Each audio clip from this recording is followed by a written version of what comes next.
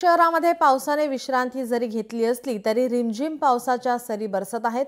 नाशिकला पाणीपुरवठा करणाऱ्या गंगापूर धरणातून 10,000 क्युसेक पाण्याचा विसर्ग करण्यात आल्याने गोदावरी नदीला पूरसदृश परिस्थिती प्राप्त झाली आहे। गोदावरी नदीच्या पुराचे मापक समजल्या जाणाऱ्या दुतोंड्या मारुतीच्या छातीपर्यंत पाणी आलं आहे, तर रामकुंड परिसरातील छोट्या मोठ्या मंदिरांना पाण्याने वेढा घातला आहे।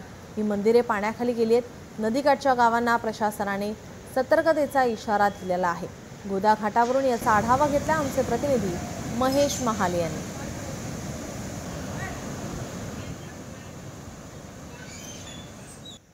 गेल्या 2 दिवसांपासून नाशिक शहरात मुसळधार पाऊस सुरू आहे। यामुळे आपण जर बघितलं तर गोदावरी नदीला पूरसदृश परिस्थिती जी आहे ती प्राप्त झाली आहे।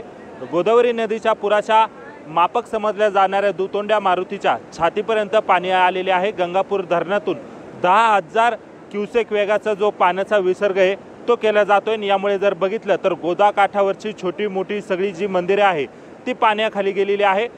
परिसराला खरं तर पाण्याचा वेढा जो आहे तो घातला गेलेला आहे। कालपेक्षा आजची परिस्थिती ही नियंत्रणात आलेली आहे। काल दुतोंड्या मारुतीच्या डोक्यावरून पाणी गेलेलं होतं, मात्र आज ही परिस्थिती काहीशी नियंत्रणात आलेली आहे। कारण सकाळपासून जर आपण बघितलं तर पावसाने काहीशी विश्रांती घेतलेली आहे। रिमझिम पावसाच्या सरी सध्या जरी बरसत असल्या तरी मात्र धुवाधार जो पाऊस होता तो थांबलेला आहे।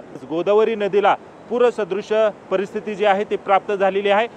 पाऊस जर गंगापूर धरणाच्या पाणलोट क्षेत्रात जर असा सुरू राहिला तर हा विसर्ग आणखीन वाढवण्याची शक्यता देखील नाकारता येत नाही। त्यामुळे एकूणच आज जरी पावसाची विश्रांती असली तरी मात्र गोदावरी नदीला पूरसदृश परिस्थिती कायम आहे। महेश महाले, लोकशाही मराठी, नाशिक।